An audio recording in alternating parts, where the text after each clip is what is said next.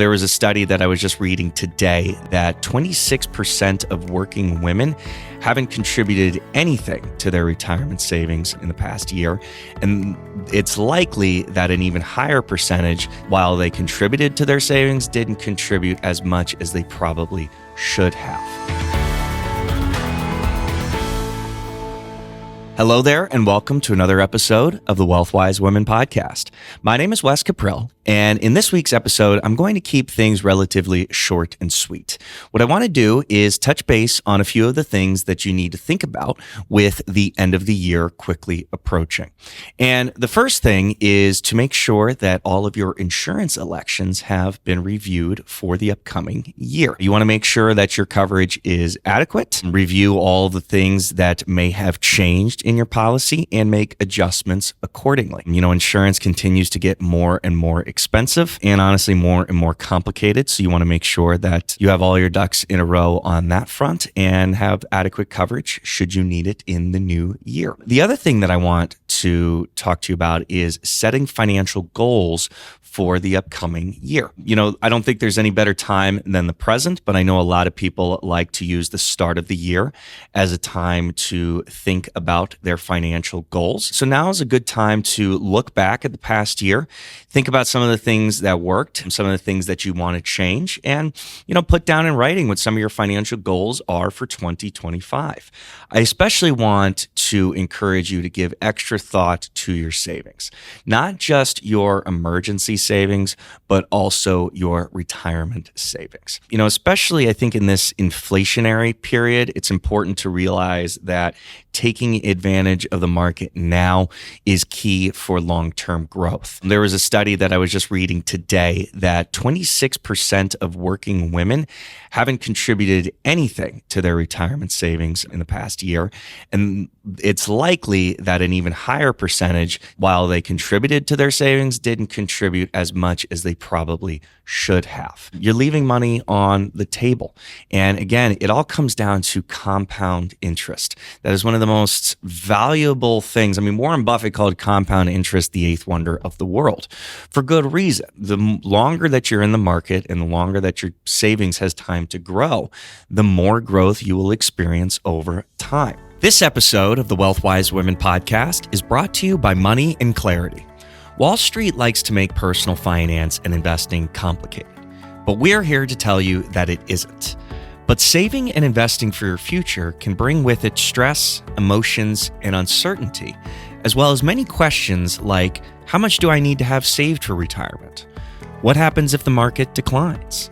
And probably the most important question of all, will I be okay? That's where we come in. Not only can we help simplify the financial planning process, we can also help guide you through all the emotions and uncertainty that come with planning for your future. So, give us a call today at 513-563-7526 or go to visitwithmc.com to schedule a free, no-obligation consultation. We'll discuss how we might be able to help you achieve your financial goals and provide you peace of mind knowing that you will be okay. You know, one of the easiest ways to take advantage of savings is to review your company's match. Are they going to match 3%, 4%? Whatever that is, you want to make sure that you contribute as much as possible to maximize that company match. I mean, ultimately, it is free money. Now, I know some people might sit down and think, I don't think I can contribute anymore to my retirement savings. And I do understand. Now, financial burdens are becoming increasingly more common and paychecks are being stretched even more. However, I think it's very important that every year you sit down and budget. I know it's not sexy. I know it's rather boring to do, but budgeting is an incredibly important way to look at your finances and free up money that might be spent on things that are, for lack of a better term, wasteful.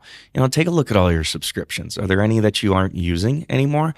Are there a lot of things where you could possibly buy the generic brand or save money in other ways? Whatever it might be. I mean, even just $20 more contributed to savings over time can have a very large effect in the long term. So I highly encourage you to take a look at your spending for the last year, identify where it was that you had any waste and say, that much money I'm going to now contribute to savings. And one of the best things that you can do is when you get a paycheck, don't pay your bills first. Pay yourself first and then pay your bills afterwards. That way you're putting your savings before anything else. I think the biggest reason I bring all this up is we've talked a lot about how Money and Clarity is doing everything that we can to help women plan for retirement.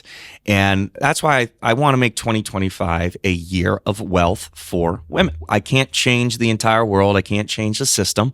But what we can do is everything within our power here at Money and Clarity to help women plan for a successful retirement. And a lot of our goal is to help change many of the statistics. Another thing that I was reading from Elevest is that 94% of women say their economic power is being underestimated. Let's boost those numbers. I think one of the conscious goals that I have for the new year is to decrease that number so fewer and fewer women think that their economic power is being underestimated. Let's put women in the driver's seat for financial security, wealth, buying power, everything. Let's make the future of wealth women. So that being said, I hope you enjoyed a couple of things that I mentioned in this episode. Really, again, it comes down to I encourage you to spend the next couple of weeks planning for the new year and making sure that you have all of your financial ducks in a row.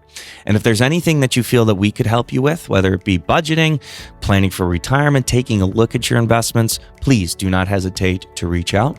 Simply go to visitwithmc.com and book a time on my calendar. That being said, I hope you have a wonderful holiday, and I'll see you next week.